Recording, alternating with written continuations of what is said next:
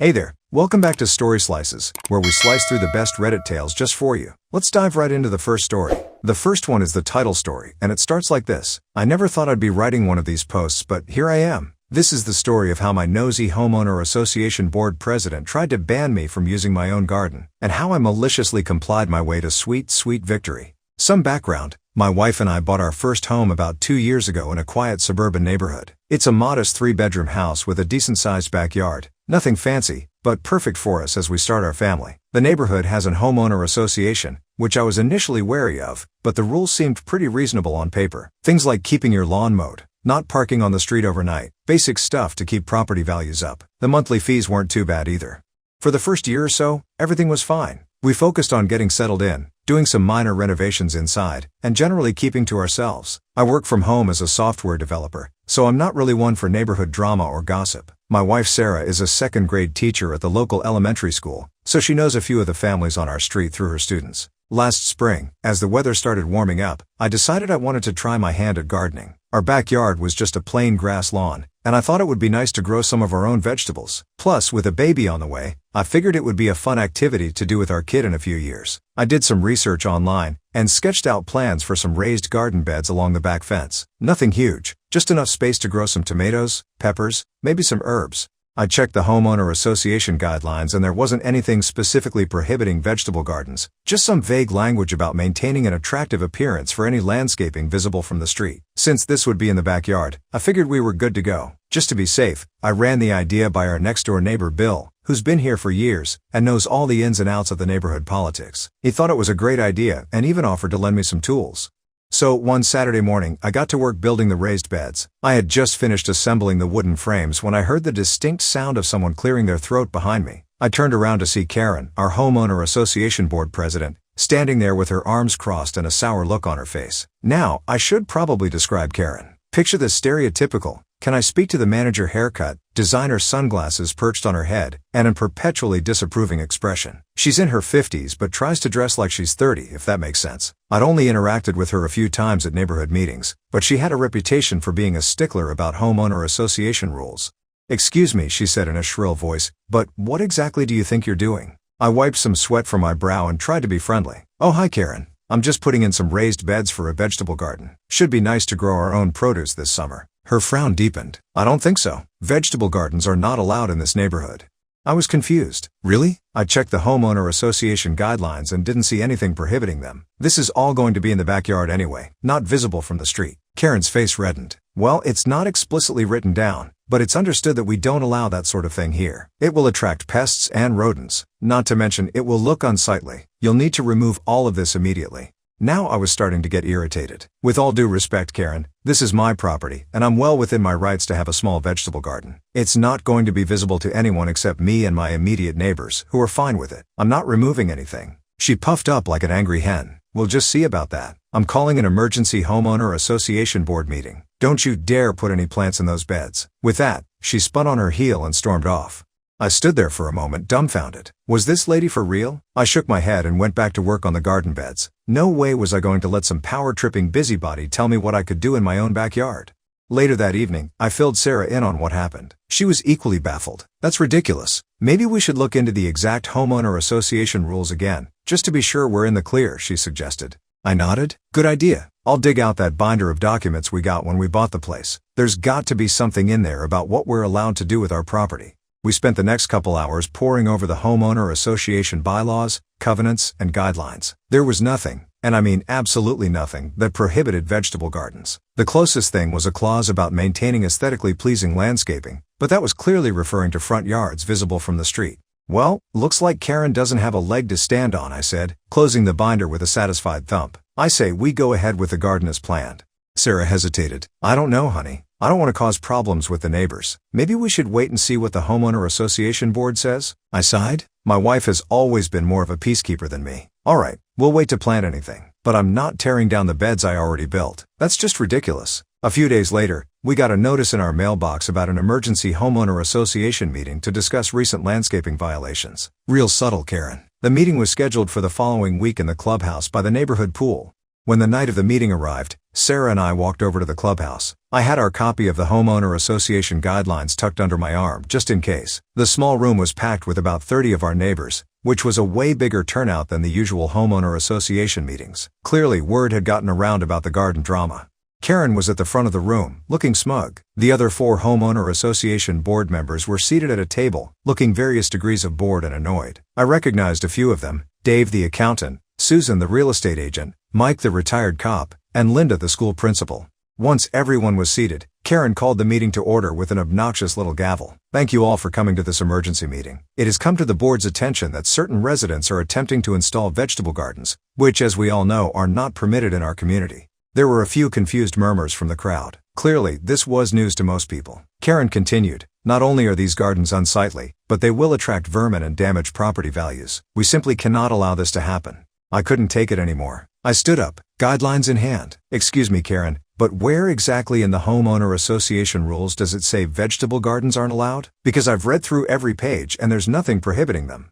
Karen's face turned an interesting shade of purple. "Well, it's not explicitly written down, but it's understood." I cut her off. "So you're saying you want to ban something that isn't actually against the rules? How is that fair?"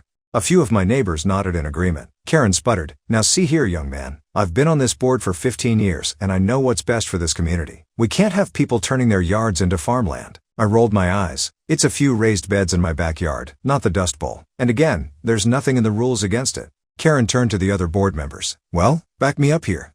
The 4 of them looked uncomfortable. Finally, Dave the accountant spoke up. "Karen, he's right. There's nothing in the bylaws prohibiting vegetable gardens. We can't enforce rules that don't exist." Karen looked like she was about to explode. Fine. Then we'll create a new rule right now. All in favor of banning vegetable gardens, say aye."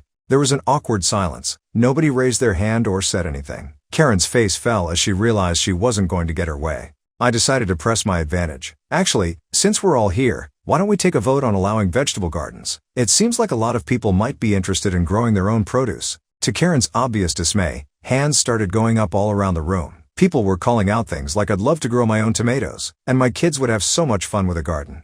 In the end, the vote was overwhelmingly in favor of explicitly allowing vegetable gardens in the neighborhood. Karen looked like she had swallowed a lemon as Dave wrote up the new rule and had the board sign off on it. As the meeting wrapped up, several of my neighbors came over to thank me for standing up to Karen. Bill, my next-door neighbor, clapped me on the back. "Nice job, son. It's about time someone put her in her place. Hey, think you could help me set up a garden in my yard too?" I grinned. "Sure thing, Bill. I'd be happy to." Over the next few weeks, I finished setting up my garden beds and got my veggies planted. To my surprise and delight, it sparked a bit of a revolution in the neighborhood. Suddenly, everyone wanted to try their hand at gardening. I found myself giving advice on soil composition and plant spacing to people I'd barely spoken to before. Karen, unsurprisingly, was not thrilled with this turn of events. She seemed to take my garden as a personal insult, going out of her way to make snide comments whenever she walked by our house. But with the new rule in place and the support of our neighbors, there wasn't much she could do about it.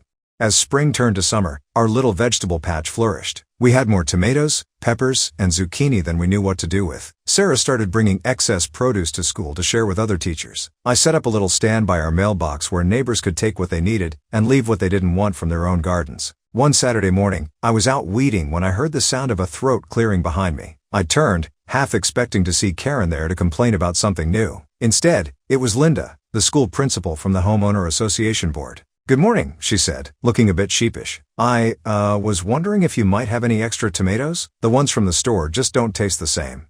I smiled and handed her a perfectly ripe beefsteak tomato. "Here you go, Linda. Take as many as you'd like." She took a bite right there and closed her eyes in satisfaction. "Oh, that's wonderful. You know, I've been thinking of starting my own garden. Do you think you could give me some pointers?" I spent the next hour showing Linda around our garden, explaining what we'd planted and how we cared for everything. She was genuinely interested and asked a lot of good questions. As she was leaving, armed with a bag full of vegetables, she paused. "I wanted to apologize," she said quietly, "for not speaking up at that homeowner association meeting when Karen was being so unreasonable. I should have said something." I shrugged. "Water under the bridge? I'm just glad things worked out."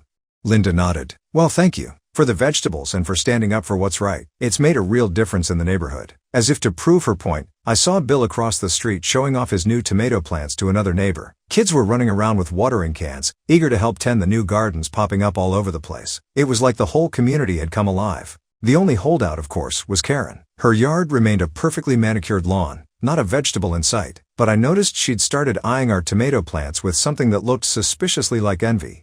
One evening, as Sarah and I were enjoying a salad made entirely from our garden, she laughed. "You know, I was so worried about causing problems with the neighbors, but this garden has brought everyone together in a way I never expected." I nodded, popping a cherry tomato in my mouth. "It's pretty great. Who would have thought a few vegetable plants could make such a difference?"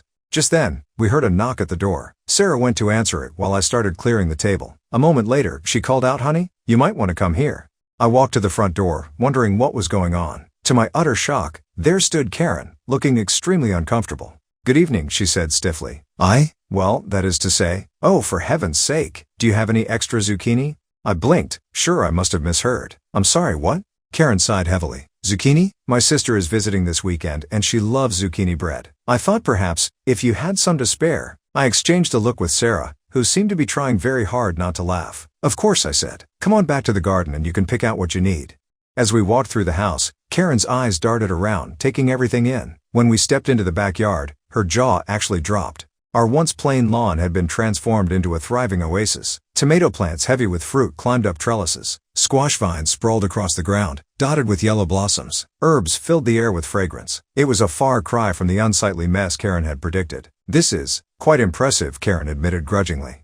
I handed her a basket. "Take whatever you need. We've got more than enough to share." As Karen carefully selected a few zucchinis, I decided to extend an olive branch. "You know, it's not too late to start a garden of your own. I'd be happy to help you set one up if you're interested." Karen straightened up, clutching her basket of vegetables. For a moment, I thought she was going to snap at me, but then her shoulders slumped slightly. Perhaps that wouldn't be such a bad idea," she said quietly. "I'll think about it."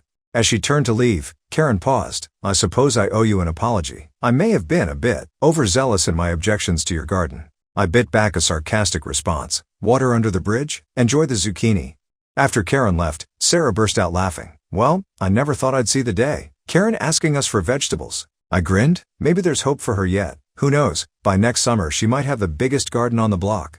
As it turned out, I wasn't far off. The following spring, I spotted Karen in her backyard, measuring out space for raised beds. When she saw me watching, she gave a somewhat sheepish wave. I waved back and went to grab my tools. Something told me she might need some help getting started. Over the next few months, a remarkable transformation took place. Karen threw herself into gardening with the same intensity she'd once applied to enforcing homeowner association rules. Before long, her backyard rivaled ours in terms of variety and productivity.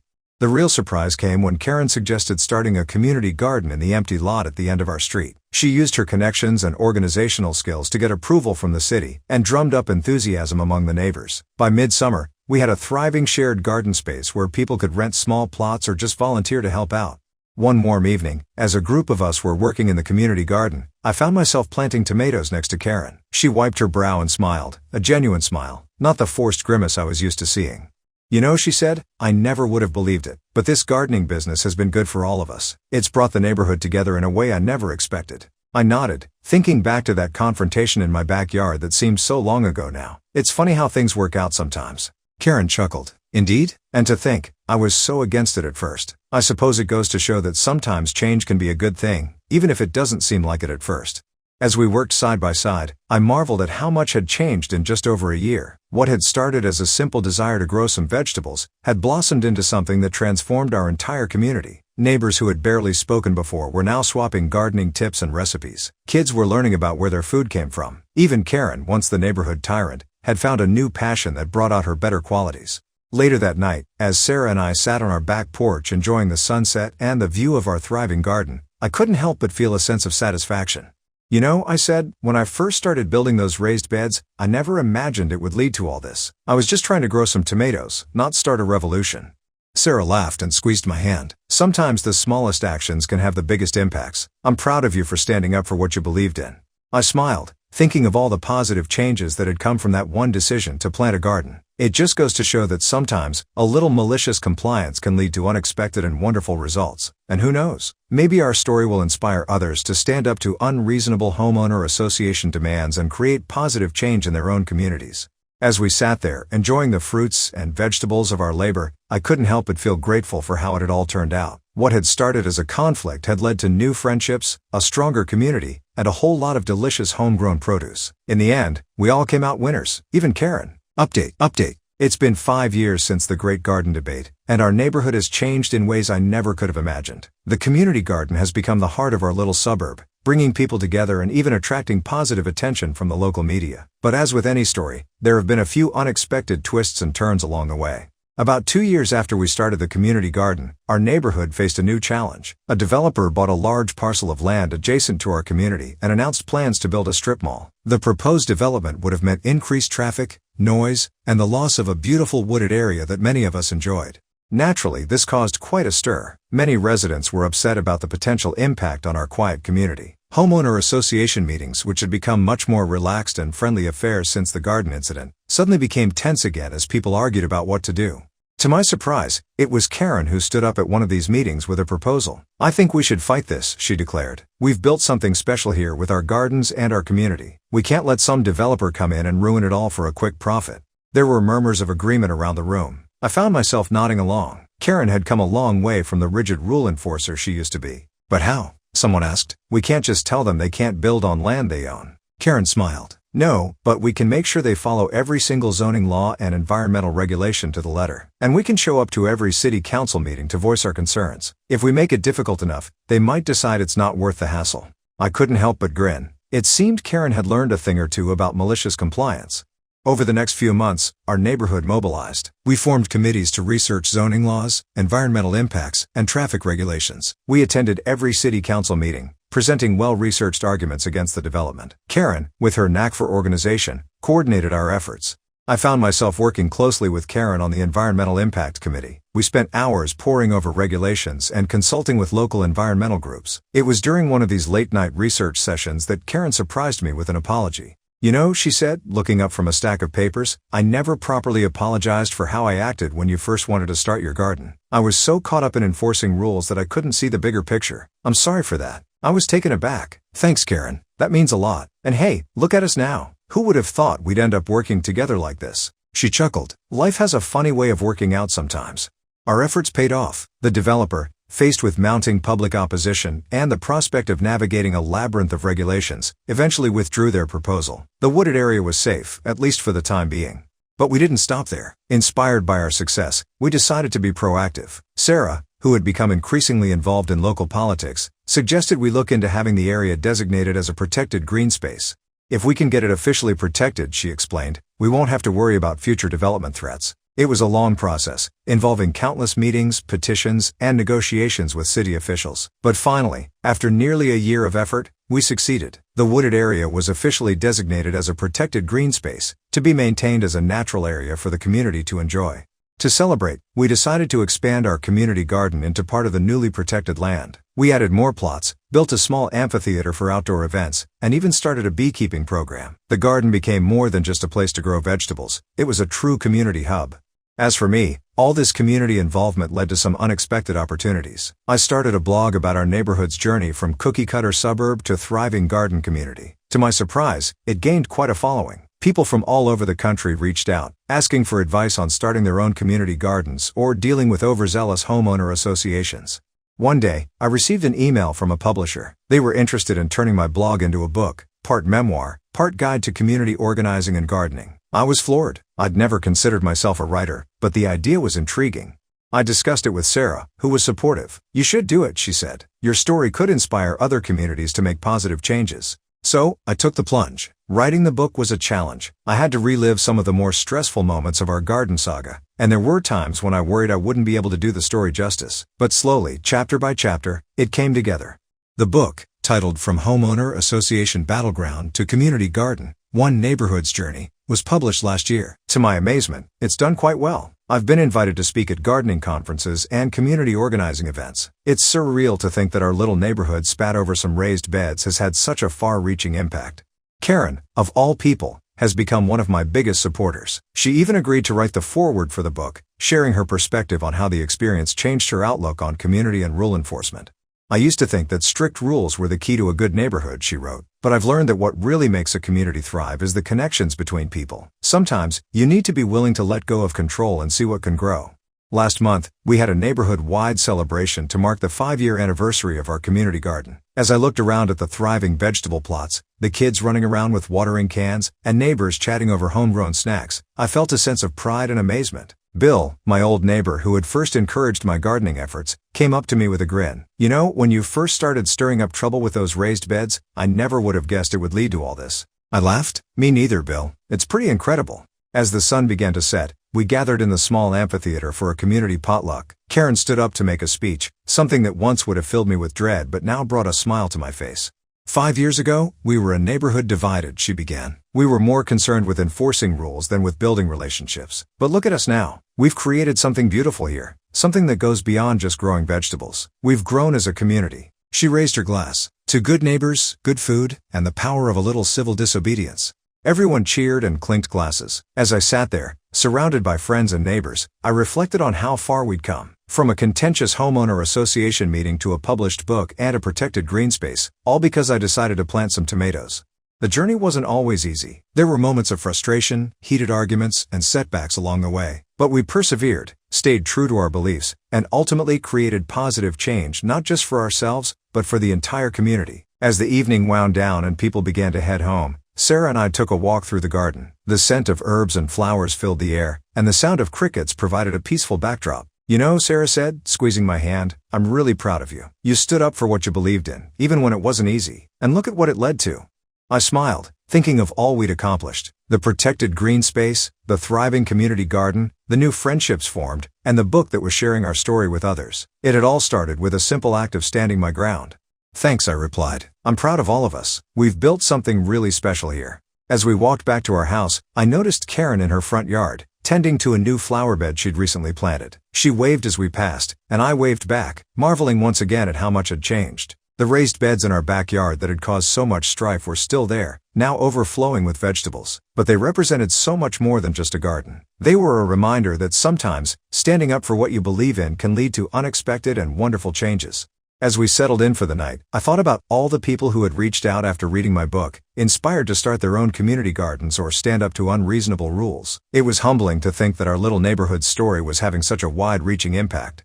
I drifted off to sleep that night feeling grateful and optimistic. Our journey wasn't over. There would always be new challenges to face and improvements to make. But we'd built a strong foundation, quite literally from the ground up. Whatever came next, I knew our community would face it together, with the same spirit of cooperation and determination that had turned a few controversial raised beds into a neighborhood transformation.